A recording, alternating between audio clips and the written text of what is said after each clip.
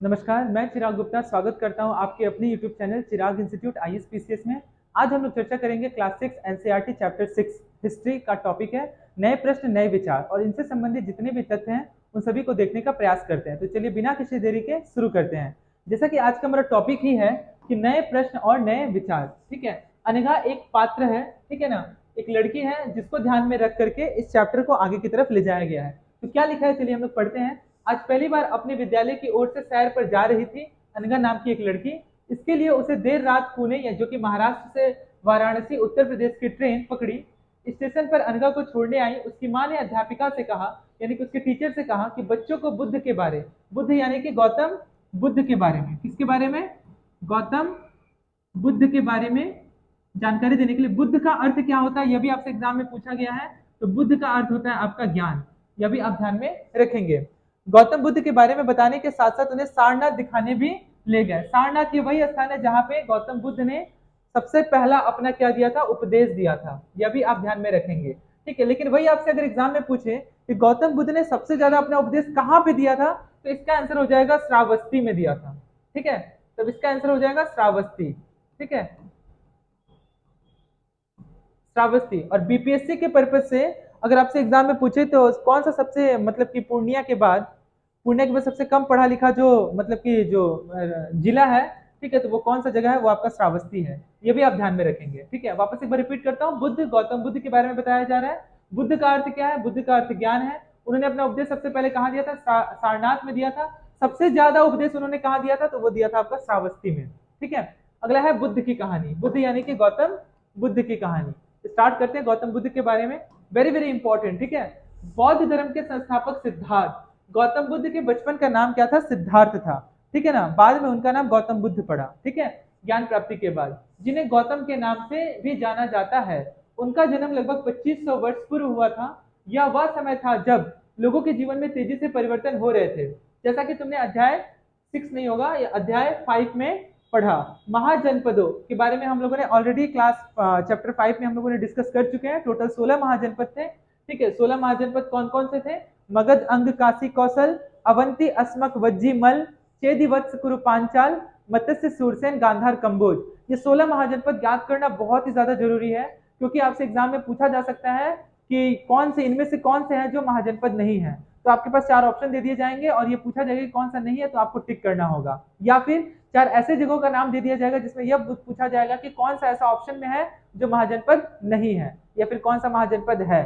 तो इसलिए आप 16 महाजनपद बिल्कुल एकदम अच्छे से याद कर लीजिएगा। कि कुछ राजा इस समय बहुत शक्तिशाली हो गए थे। हजारों सालों के बाद फिर से नगर उभर रहे थे। गांव के जीवन में भी बदलाव आ रहा था, जिसे हम अध्याय 10 में देखेंगे।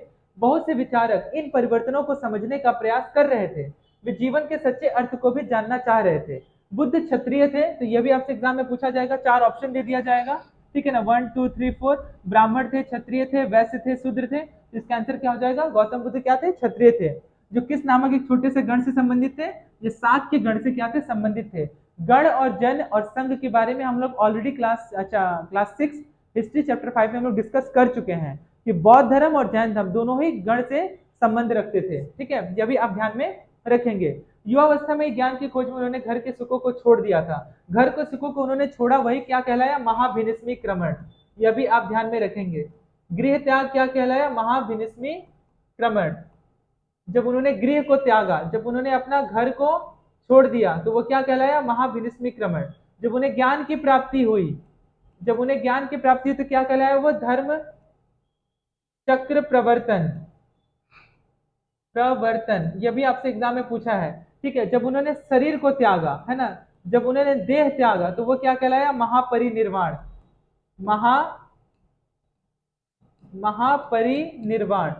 तो ये भी आप ध्यान में रखेंगे। लेकिन वर्तमान महावीर ने जब अपना शरीर त्यागा था, तो वो केवल निर्वाण कहलाया था। तो यह भी आप 3 पॉइंट जो है ये भी आप ध्यान में रखेंगे। ठीक है, आगे बढ़ते हैं हम लोग।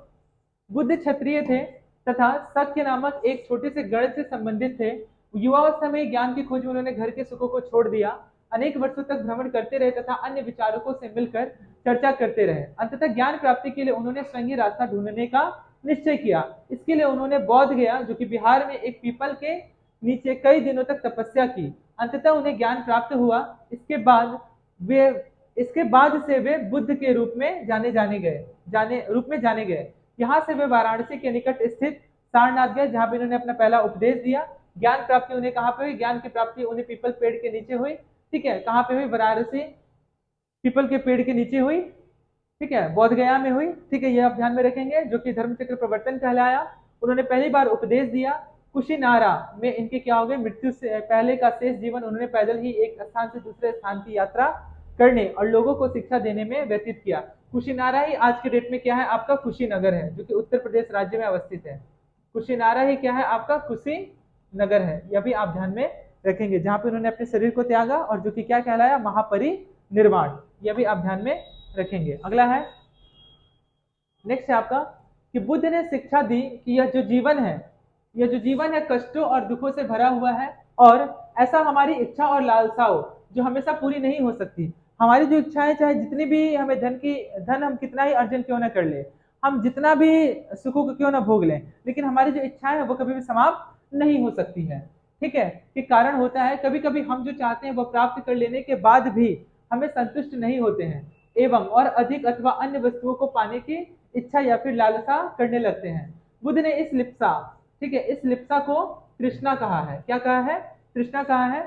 बुद्ध ने शिक्षा दी कि आत्म संयम अपनाकर हम ऐसी लालसा से मुक्ति पा सकते हैं। उन्होंने लोगों को दयालु होने तथा मनुष्यों के साथ साथ जानवरों के जीवन का भी आदर करने की शिक्षा दी है।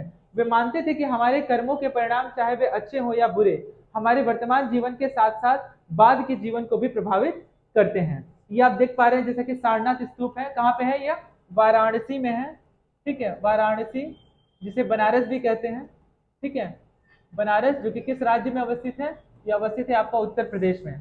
इस इमारत के स्तूप को नाम से जाना जाता है। यहीं पर बुद्ध ने अपना सर्वप्रथम उपदेश दिया था। इसी घटना की स्मृति, स्मृति मतलब याद में, यहाँ स्तूप का निर्माण किया गया। अध्याय 12 में इन स्तूपों के बारे में हम लोग और अधिक पढ़ने का प्रयास करेंगे।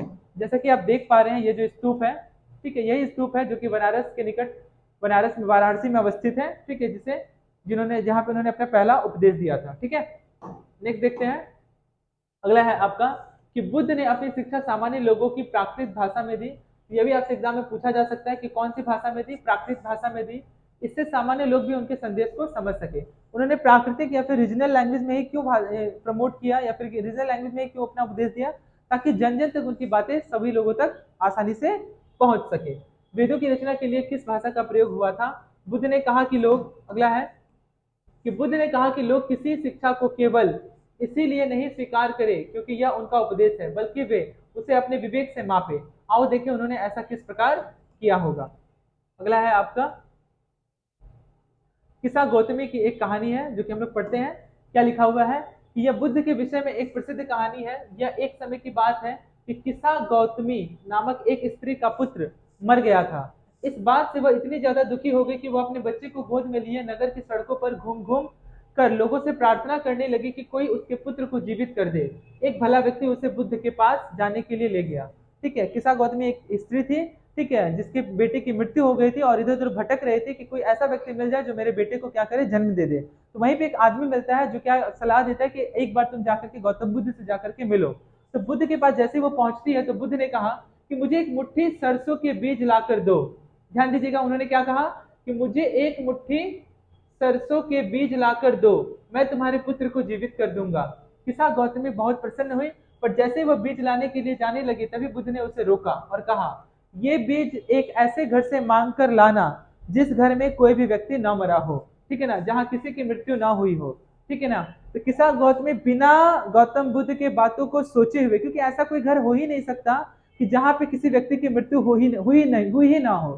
ठीक है ना, क्योंकि हर एक व्यक्ति का जन्म और मरण, या मतलब कि संसारिक नियम है कि अगर जो इस संसार में पैदा हुआ है उसकी मृत्यु निश्चित है। ठीक है, चाहे वो किसी भी अवस्था में उसकी मृत्यु अवश्य होगी। ठीक है, तो इस चीज को वो भूल करके, मतलब कि बिना इस चीज को सोचे हुए किस्सा गौतमी क्या करती है, एक दरवाजे से दूसरे दरवाजे गई, लेकिन वो जहां भी गई उसे पाया कि हर घर में किसी न किसी के पिता, माता, बहन, भाई, पति, पत्नी, बच्चे, चाचा, चाची, दादा, दादी, किसी न किसी की मृत्यु हुई थी। तो जब वो सोच लेती है कि जब किसी न किसी की मृत्यु हुई है तो मेरे भी बेटे की मृत्यु हुई है, तो इसमें कुछ नया तो नहीं है। ठीक है ना, यह बात अलग है कि समय से पहले उसकी बेटी की क्या हो गई, मृत्यु हो गई। तो इस सांसारिक चीजों को वो समझ जाती है। ठीक है, और फिर जाकर के वह गौतम बुद्ध के पैरों में जाकर के गिर जाती है। नेक्स्ट है आपका उपनिषद, वेरी वेरी इंपॉर्टेंट। जिस समय बुद्ध उपदेश दे रहे थे उसी समय या उससे भी थोड़ा पहले दूसरे अन्य चिंतक भी कठिन प्रश्नों का उत्तर ढूंढने का प्रयास कर रहे थे। उनमें से कुछ मृत्यु के बाद के जीवन के बारे में जानना चाहते थे, जबकि अन्य यज्ञों की, ठीक है ना, यज्ञों की उपयोगिता के बारे में भी जानने को उत्सुक थे। यज्ञ के बारे में किस वेद में चर्चा किया गया है, ठीक है, इसका उत्तर आप हम मुझे कमेंट सेक्शन में करेंगे, ठीक है। इनमें से अधिकांश चिंतकों का यह मानना था कि इस विश्व में कुछ तो ऐसा है जो कि स्थायी है और जो मृत्यु के बाद भी बचा रहता है। उन्होंने इसका वर्णन आत्मा तथा ब्रह्म अथवा सार्वभौम आत्मा के रूप में किया है। वे मानते थे कि अंततः आत्मा तथा ब्रह्म दोनों क्या है, एक ही है। हमारे शरीर का विनाश हो जाता है लेकिन हमारी जो आत्मा है वह जीवित रहती है। ऐसे कई विचारों का संकलन उपनिषदों में हुआ है। उपनिषद उत्तर वैदिक का ग्रंथों का हिस्सा था। उपनिषद का शाब्दिक अर्थ है गुरु के समीप बैठना। इन ग्रंथों में अध्यापकों और विद्यार्थियों के बीच बातचीत का संकलन किया गया है। प्रायः यह विचार सामान्य वार्तालाप के रूप में प्रस्तुत किए गए हैं। अगला है, नेक्स्ट है आपका बुद्धिमान भिखारी, ठीक है। यह भी एक कहानी है जिसे पढ़ने का प्रयास करते हैं हम लोग, कि यह वार्तालाप छांदोग्य उपनिषद नामक प्रसिद्ध उपनिषद की एक कहानी पर आधारित है। सौनक व अभिप्रतारिण नामक दो ऋषि सार्वभौम आत्मा की उपासना करते थे। एक बार जो ही वे भोजन करने के लिए बैठे, कौन, सौनक व अभिप्रतारिणी भोजन करने के लिए बैठे, एक भिखारी आया और भोजन मांगने लगा। गेट खटखटाया और उन्होंने भोजन मांगने, जैसे वो भोजन करने के लिए बैठे ही थे, भोजन अभी किए नहीं थे, सौनक ने कहा हम तुम्हें कुछ नहीं दे सकते क्योंकि वो अभी इस समय खा रहे हैं, ठीक है। भिखारी ने पूछा विद्वजन आप किसकी उपासना करते हैं। अभिप्रतारिण ने उत्तर दिया कि सार्वभौम आत्मा की। ओह, इसका मतलब आप ये जानते हैं कि यह सार्वभौम आत्मा संपूर्ण विश्व में विद्यमान है। तो ऋषियों ने कहा हाँ हाँ, यह हम जानते हैं कि सार्वभौम आत्मा जो संपूर्ण विश्व में विद्यमान है। तो भिखारी ने पूछा अगर यह सार्वभौम आत्मा संपूर्ण विश्व में विद्यमान है, अवस्थित है, तो यह मेरे अंदर भी विद्यमान है, ठीक है। तो मैं कौन हूँ, ठीक है, मैं इस विश्व का एक भाग ही तो हूँ। तुम सत्य बोलते हो युवा ब्राह्मण, इसलिए हे ऋषियों मुझे भोजन न देकर आप उस सार्वभौम आत्मा का भोजन देने से मना कर रहे हैं। भिखारी की बात की सच्चाई जानकर ऋषियों ने उसे क्या किया, भोजन दे दिया, ठीक है। सार्वभौम आत्मा यानी कि जो संपूर्ण पृथ्वी में क्या है, जो आत्मा है वो क्या है, उसकी मृत्यु नहीं हो सकती। हमारा शरीर जल के राख हो सकता है लेकिन हमारी आत्मा की मृत्यु नहीं होती है। इन चर्चाओं में भाग लेने वाले अधिकांश पुरुष ब्राह्मण तथा राजा होते थे। कभी कभी गार्गी जैसी स्त्री विचारकों का भी उल्लेख मिलता है। विद्वता के लिए प्रसिद्ध गार्गी राज दरबारों में होने वाले वाद विवाद में भाग लिया करती थी।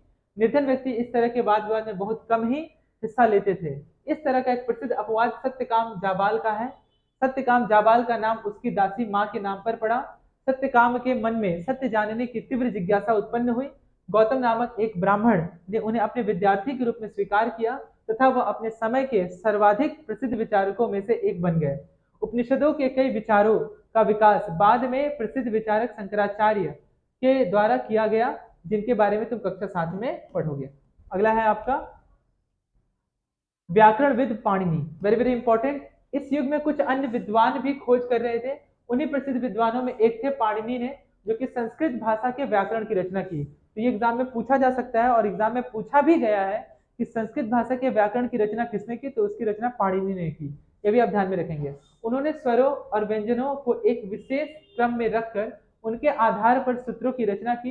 ये सूत्र बीज गणित यानी कि अलजेब्रा के सूत्रों से काफी मिलते जुलते हैं। इसका प्रयोग कर उन्होंने संस्कृत भाषा के प्रयोगों के नियम लघु सूत्रों लगभग 3000 के रूप में क्या किए थे, उन्होंने लिखे थे। अगला हम लोग देख रहे हैं बौद्ध धर्म के बाद जैन धर्म। जैन धर्म के प्रथम तीर्थंकर के बारे में अगर आपसे पूछे कि जैन धर्म के फर्स्ट जो तीर्थंकर थे वो कौन थे, तो इसका आंसर हो जाएगा आपका ऋषभदेव, ठीक है। ये पहले तीर्थंकर थे, ठीक है, जिन्हें किस नाम से जाना जाता था, जिन्हें आदिनाथ के नाम से भी जाना जाता था। यह भी आप ध्यान में रखेंगे।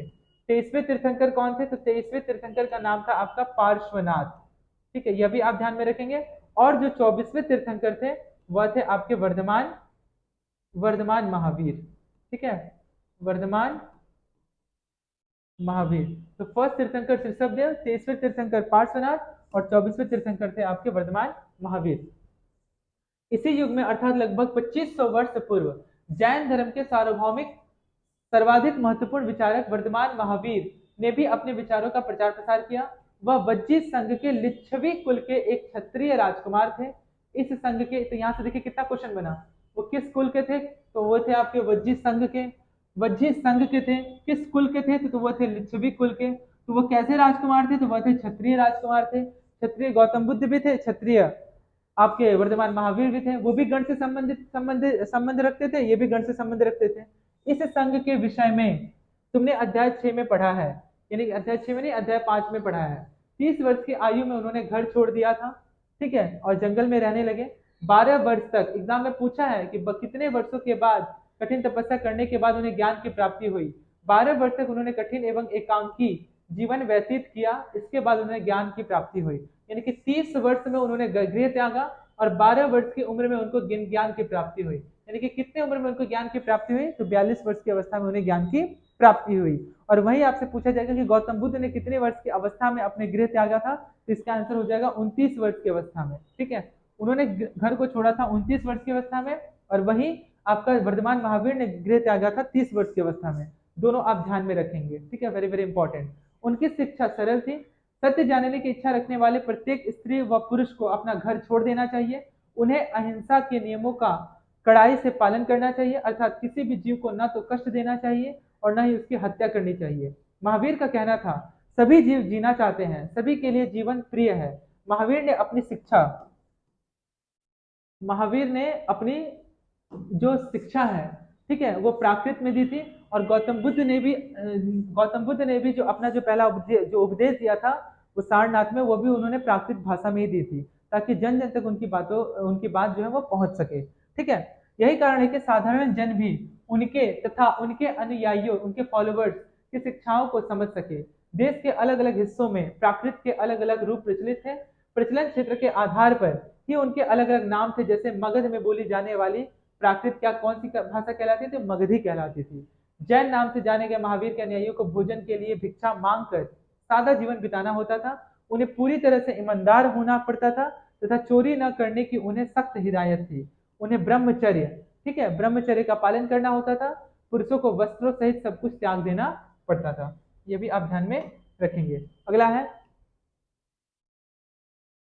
अधिकांश व्यक्तियों के लिए ऐसे कड़े नियमों का पालन करना बहुत कठिन था, फिर भी हजारों व्यक्तियों ने इस नई जीवन शैली को जानने और सीखने के लिए अपने घरों को छोड़ दिया। कौन सी जीवन शैली के बारे में बात कर रहे हैं, यहाँ पर जैन धर्म के बारे में बात किया जा रहा है। कई अपने घरों पर ही रहे और भिक्षु भिक्षुणी बनने, लोगों को भोजन प्रदान कर उनकी सहायता करते रहे। मुख्यतः व्यापारियों ने जैन धर्म का समर्थन किया। किसानों के लिए इन नियमों का पालन अत्यंत कठिन था, क्योंकि फसल की रक्षा के लिए उन्हें कीड़े मकोड़ों को मारना पड़ता था, यानी कि कीटनाशक दवाइयों का छिड़काव अपनी खेती में करना पड़ता था, जिससे बहुत सारे छोटे मोटे जो कीट पतंग थे उनकी मृत्यु हो जाती थी। और जबकि जैन धर्म में बोला गया था कि जीव हत्या पाप है, इस वजह से किसानों ने इसे अपनाने से इनकार कर दिया या फिर इनको वो नहीं मान सके। बाद की सदियों में जैन धर्म उत्तर भारत के कई हिस्सों के साथ साथ गुजरात, तमिलनाडु, कर्नाटक में भी फैला। महावीर तथा उनके अनुयायियों की शिक्षाएं कई शताब्दियों तक मौखिक रूप में रही। वर्तमान रूप में उपलब्ध जैन धर्म की शिक्षाएं लगभग 1500 वर्ष पूर्व गुजरात में वल्लभी नामक स्थान पर लिखी गई थी, जिसका वर्णन मानचित्र 7 और पृष्ठ 113 में देखेंगे हम लोग। जैन शब्द का अर्थ क्या है, वेरी वेरी इंपॉर्टेंट। जैन शब्द जीन शब्द से निकला है, जिसका अर्थ होता है विजेता। तो यह भी, इसके बाद हम लोग देखने का प्रयास करेंगे कि ये जो जैन है, जो जैन जो शब्द है, ये किस बात,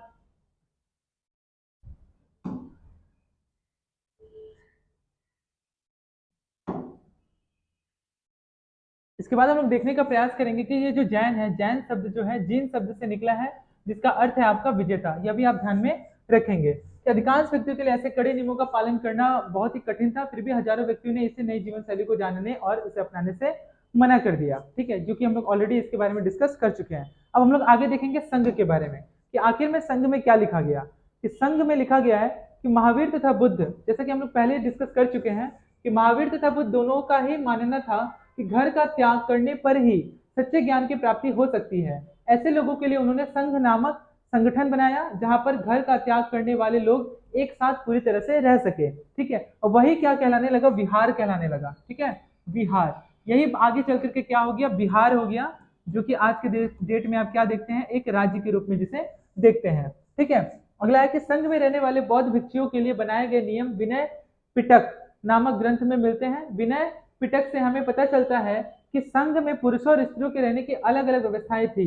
याद रखिएगा बौद्ध धर्म में पुरुषों और स्त्रियों दोनों को अनुमति थी, लेकिन जैन धर्म में स्त्रियों को मतलब कि उसका जैन धर्म का पालन करने या फिर उसे अपनाने की अनुमति नहीं थी। यानी कि बौद्ध धर्म में दोनों की एंट्री थी, स्त्री पुरुष दोनों का, लेकिन जैन धर्म में केवल पुरुषों की ही एंट्री थी। अगला है, सभी व्यक्ति संघ में प्रवेश ले सकते थे। हालांकि संघ में प्रवेश के लिए बच्चों को अपने माता पिता से, दासों को अपने स्वामी से, राजा को यहाँ काम करने वाले लोगों को राजा से तथा कर्जदारों को अपने देनदारों से अनुमति लेनी होती थी। एक स्त्री को इसके लिए अपने पति से अनुमति लेनी होती थी। ठीक है, जिसके अनुमति लेने के बाद वह संघ में क्या कर सकती थी, आ सकती थी। अगला है आपका, संघ में प्रवेश लेने वाले स्त्री पुरुष बहुत सादा जीवन जीते थे। वे अपना अधिकांश समय ध्यान करने में बिताते थे और दिन के एक निश्चित समय में वे शहरों तथा गांवों में जाकर भिक्षा मांगते थे। यही कारण है कि उन्हें भिक्षु या भिक्षुणी, जिसे साधु भिखारी के लिए प्राकृतिक शब्द का उपयोग किया गया है या फिर कहा गया है, वे आम लोगों को शिक्षा देते थे और साथ ही एक दूसरे की सहायता भी करते थे। अगला है आपका, कि किसी तरह की आपसी लड़ाई का निपटारा करने के लिए वे प्रायः, वेरी वेरी इंपॉर्टेंट, बैठकें भी किया करते थे, यानी कि मीटिंग्स का भी आयोजन किया करते थे ताकि आपसी निपटारा को पूरी तरह से सुलझाया जा सके। संघ में प्रवेश लेने वाले ब्राह्मण, क्षत्रिय, व्यापारी, मजदूर, नाई, गणिकाय तथा दास शामिल थे। इनमें से कई लोगों ने बुद्ध की शिक्षाओं के विषय में लिखा तथा कुछ लोगों ने संघ में अपने जीवन के विषय में सुंदर कविताओं की रचना भी की। ठीक है, अब हम लोग पढ़ेंगे विहार, जैसे कि हम लोगों ने ऑलरेडी इसके बारे में डिस्कस कर चुके हैं। ठीक है, आगे है क्या, वह है कि पहाड़ी को काट कर बनाई गई गुफा। यह कार्ले वर्तमान महाराष्ट्र में स्थित एक गुफा है। भिक्षु भिक्षुणी इन शरण स्थलों में रहकर ध्यान किया करते थे। अगला है आपका बिहार। ठीक है, बिहारी आगे चल करके क्या हुआ, बिहार राज्य के रूप में भारत का एक राज्य बना जिसे बिहार कहते हैं, और जिसकी राजधानी आज पटना है, जो कि पुराना पटना का पुराना नाम पाटलिपुत्र था, और इसी पटना शहर को बसाया था आपको उदयन ने, इस शहर को बसाया था। उदयन किसका पुत्र था, तो वह अजातशत्रु का पुत्र था, और अजातशत्रु के पिता का नाम क्या था, आपका नाम था बिंबिसार। ठीक है, तो ये भी आप ध्यान में रखेंगे। तो चलिए देखते हैं, जैसा कि बिहार लिखा हुआ है कि जैन तथा बौद्ध भिक्षु पूरे साल एक स्थान से दूसरे स्थान घूमते हुए उपदेश दिया करते थे, यानी कि वह एक जगह पर स्थिर नहीं रहा करते थे।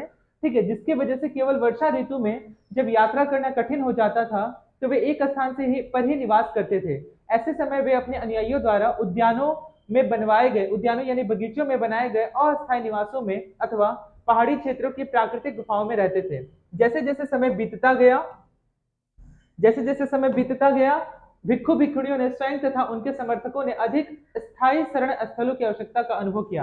यानी कि समय के अनुसार उन लोगों ने देखा कि नहीं, अब हमें स्थायी निवास की आवश्यकता है, ताकि बारिश हो या फिर ठंड हो या फिर तेज ज्यादा धूप हो, सबसे ज्यादा ज्यादा धूप हो, उससे बचाव के लिए हमें एक निश्चित एक आवासीय क्षेत्र बना लेना चाहिए, जिससे कि हम अपने एक जगह रह करके हम अलग अलग भिक्षु भिक्षुणियों को या फिर अपने फॉलोवर्स, जितने भी फॉलोवर्स हैं, अनुयायी हैं, उनको एक जगह से दूसरी जगह भेज करके हम धर्म का, बौद्ध धर्म का प्रचार प्रसार कर सके। तब कई शरण स्थल बनाए गए जिन्हें विहार कहा गया। आरंभिक विहार लकड़ी के बनाए गए तथा बाद में इनके निर्माण में ईंटों का प्रयोग होने लगा। पश्चिमी भारत में विशेषकर कुछ विहार पहाड़ियों को खोदकर बनाए गए थे, जैसा कि आप देख पा रहे हैं। ठीक है, ये पहाड़ों को काट करके, यह जो आप देख रहे हैं गुफा को काट करके इसे विहार के रूप में इसे तब्दील किया गया, ताकि बारिश से ठंड से बचा जा सके और एक जगह पे रह करके धर्म का प्रचार प्रसार किया जा सके।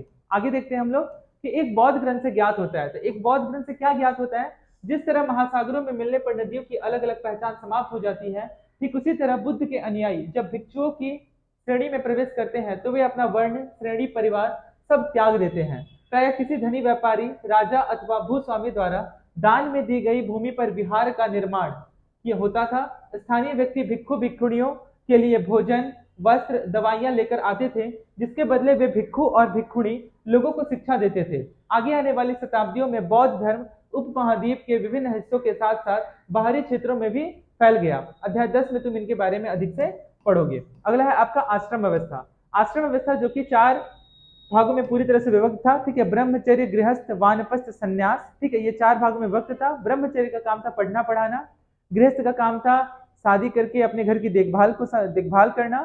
ठीक है, ब्रह्मचर्य गृहस्थ। वानप्रस्थ का काम था कि घर की बेटी, अपने घर की जिम्मेदारी जो है वो अपने बड़े बेटे को सौंप देना और भगवान के भजन कीर्तन में लग जाना। ठीक है, और वानप्रस्थ संन्यास का कार्य था कि 75 से 100 वर्ष तक का ये काल था, जिसमें वो आप क्या करते थे, अपने सांसारिक सुखों को त्याग करके वह संन्यास धारण कर लेते थे और अपने घर से वो रवाना हो जाया करते थे। उसी के बारे में हम लोग आज चर्चा करेंगे और देखेंगे आश्रम व्यवस्था के बारे में। जैन तथा बौद्ध धर्म जिस समय लोकप्रिय हो रहे थे, लगभग उसी समय ब्राह्मणों ने आश्रम व्यवस्था का विकास किया। यहाँ आश्रम शब्द का तात्पर्य लोगों द्वारा रहने तथा ध्यान करने के लिए प्रयोग में आने वाले स्थान से नहीं है, बल्कि इसका तात्पर्य जीवन एक चरण से है। जीवन के चार चरण चरण के हिसाब से चार चरणों में बांट दिया गया था, ब्रह्मचर्य, गृहस्थ, वानप्रस्थ, संन्यास। और जिसका जो आयु काल था उसे भी बांट दिया गया था 0 से 25, ठीक है, फिर आपका 25 से 50, ठीक है, फिर 50 से 75, और फिर उसके बाद 75 से 100। तो यह जो काल था ये अलग अलग चरणों में बांट दिया गया था और इसी काल से उन लोगों का जीवन यापन होता था। ब्रह्मचर्य, गृहस्थ, वानप्रस्थ, संन्यास नामक चार आश्रमों की व्यवस्था की गई। ब्रह्मचर्य के अंतर्गत ब्राह्मण, क्षत्रिय तथा वैश्य, इससे यह अपेक्षा की जाती थी कि इस चरण के दौरान वे सादा जीवन बिताकर वेदों का अध्ययन करेंगे। गृहस्थ आश्रम के अंतर्गत उन्हें विवाह कर एक गृहस्थ के रूप में रहना होता था। वानप्रस्थ के अंतर्गत उन्हें जंगल में रहकर साधना करनी होती थी, जंगल में रहकर साधना करनी होती थी, या फिर अपने घर के जिम्मेदारी जो है वो अपने बड़े बेटे को सौंप करके भगवान के भजन कीर्तन में खुद को लीन कर लेना होता था। अंततः उन्हें सब कुछ त्याग कर सन्यासी बन जाना पड़ता था। और जो सन्यास यहाँ पे जो लिखा हुआ है कि सन्यास, इसमें क्या करते थे, अपने सांसारिक सुखों को त्याग करके घर से निकल जाते थे। आश्रम व्यवस्था ने लोगों को अपने जीवन को कुछ हिस्सा ध्यान में लगाने पर बल दिया। प्रायः स्त्रियों को वेद पढ़ने की अनुमति नहीं थी और उन्हें अपने पतियों द्वारा पालन किए जाने वाले आश्रम का ही अनुसरण करना होता था। यह आश्रम कहने का मतलब है आपका आश्रम व्यवस्था से, वह ब्रह्मचर्य, गृहस्थ, वानप्रस्थ, संन्यास से है। अगला है आपका अन्यत्र। एटलस में ईरान ढूंढो, जैसा कि लिखा हुआ है, जरथुस्त्र एक ईरानी पैगंबर थे, उनकी शिक्षाओं का संकलन जेंद अविस्ता नामक ग्रंथ में मिलता है। तो ये आपसे पूछा जा सकता है कि जरथुस्त्र जो थे, एक जो ईरानी पैगंबर थे, उनका जो शिक्षा की जो शिक्षा है वो किस में मिलता है, तो जैन अवस्था में मिलता है, ये आप ध्यान में रखेंगे। जैन अवस्था की भाषा तथा इनमें वर्णित रीति रिवाज वेदों की भाषा रीति रिवाजों से काफी मिलते जुलते हैं। जरथुस्त्र की एक मूल शिक्षा का सूत्र है सदविचार, सदवचन और सदकार्य। हे ईश्वर, बल, सत्य, प्रधानता एवं सदविचार प्रदान कीजिए, जिनके जरिए हम शांति बना सके। 1000 से अधिक वर्षों तक जरथुस्त्रवाद ईरान का एक प्रमुख धर्म रहा। कितना तक? लगभग 1000 वर्षों तक, ठीक है ना, ये आप ध्यान में रखेंगे, ठीक है। 1000 वर्ष से भी ज्यादा अधिक। कुछ बाद में कुछ जरथुस्त्रवादी ईरान से आकर गुजरात और महाराष्ट्र के तटीय नगरों में बस गए। वे लोग ही आज के पारसियों के पूरी तरह से पूर्वज हैं। तो उम्मीद करता हूँ कि जो चैप्टर है आपको एकदम अच्छे से क्लियर हुआ होगा, ठीक है। आइए देखते हैं सही गलत की पहचान करते हैं कि इसमें क्या लिखा हुआ है, ठीक है। जैसा कि पहला प्रश्न है कि बुद्ध ने लोगों तक अपने विचारों का प्रसार करने के लिए किन किन बातों पर ज्यादा जोर दिया। उन्होंने सबसे ज्यादा जो जोर दिया, उन्होंने कहा कि हमेशा सच बोलना है, अहिंसा हमें नहीं करना है, ठीक है, आवश्यकता से अधिक धन संग्रह नहीं करना है। ये जो पूरा जो संसार है वो दुख है, ठीक है ना, दुख निरोध का कारण है, ठीक है ना। इंसान की इच्छाएं जो है वो कभी भी पूरी नहीं हो सकती है, चाहे वो जितनी भी चीजों को क्यों ना अर्जित कर ले। सही और गलत वाक्य को बताओ। पहला लिखा हुआ है कि बुद्ध ने पशु बलि को बढ़ावा दिया, बिल्कुल गलत। बुद्ध ने पशु बलि को बढ़ावा नहीं दिया था। बुद्ध द्वारा प्रथम उपदेश सारनाथ में देने के कारण इस जगह का काफी ज्यादा महत्व है, बिल्कुल सही, ठीक है, इस जगह का काफी ज्यादा महत्व है। अगला है आपका, बुद्ध ने शिक्षा दी कि कर्म का हमारे जीवन पर कोई प्रभाव नहीं पड़ता, बिल्कुल गलत। कर्म का हमारे जीवन पर प्रभाव पड़ता है कि आदमी जैसा ही कर्म करता है उसके अनुसार ही उसे फल मिलता है। तीसरा, अगला है, बुद्ध ने बौद्ध गया में ज्ञान प्राप्त की, एकदम सही, बौद्ध गया में ज्ञान प्राप्त की और इनको ज्ञान प्राप्त करने के बाद ही धर्म चक्र प्रवर्तन कहलाया। और इनका जो पहला उपदेश है उन्होंने कहाँ दिया था? पहला उपदेश उन्होंने दिया था सारनाथ में। लेकिन अगर आपसे पूछे कि सबसे ज्यादा उपदेश उन्होंने कहाँ दिया था, तो इसका आंसर हो जाएगा श्रावस्ती में उन्होंने सबसे ज्यादा उपदेश दिया था, ठीक है, यह भी आप ध्यान में रखेंगे। उपनिषदों के विचारों का मानना था कि आत्मा और ब्रह्म वास्तव में एक ही है, बिल्कुल सही है, ठीक है, क्योंकि आत्मा ही जाकर के फिर परमात्मा का उससे मिलन होता है, ठीक है, यही वजह है कि उपनिषद में इसके बारे में चर्चा किया गया है। तो इस प्रकार से हम लोग का जो सही गलत का जो प्रश्न उत्तर था वो भी दौर खत्म हुआ। उपनिषदों के विचारक किन प्रश्न का उत्तर देना चाहते थे? वो इस प्रश्न का उत्तर देना चाहते थे कि आत्मा परमात्मा एक ही है, आज शरीर का नाश हो जाता है लेकिन आत्मा सदैव जीवित रहती है। अगला है कि महावीर की प्रमुख शिक्षाएं क्या थी? तो महावीर की प्रमुख शिक्षाएं यह थी कि आदमी की इच्छाएं कभी समाप्त नहीं होगी, ठीक है, उसे अपने कर्म पर निरंतर प्रयास करते रहना चाहिए, आवश्यकता से अधिक धन संग्रह नहीं करना चाहिए, ठीक है ना, ब्रह्मचर्य का पालन करना चाहिए, ठीक है। तो ये और जीवन जो है वह दुखों का पूरी तरह से कारण है। उसकी शिक्षाएं, उनकी शिक्षाओं में खास करके ये था कि इच्छाएं जो इंसान की कभी भी मर नहीं सकती, चाहे वो जितना भी धन अर्जित क्यों न कर ले। तो इस प्रकार से गौतम बुद्ध और वर्धमान महावीर की जो शिक्षाएं हैं लगभग लगभग एक दूसरे से मिलती जुलती ही है, ठीक है। तो इस प्रकार से हमारा जो ये चैप्टर है आपका ये पूरी तरह से समाप्त हुआ, ठीक है। उम्मीद करता हूं कि ये जो पूरा टॉपिक है आपको एकदम अच्छे से समझ में आया होगा। नेक्स्ट क्लास में हम लोग चर्चा करेंगे नए टॉपिक के बारे में, ठीक है। आज के लिए इतना ही। उम्मीद करता हूँ कि आपको एकदम चैप्टर ये अच्छे से समझ में आया होगा, और इसमें जितने भी मूल बिंदु हैं जो प्रश्न बन सकते हैं उन सबको आप अच्छे से एक बार देख लीजिएगा। आज के लिए इतना ही। बहुत बहुत धन्यवाद।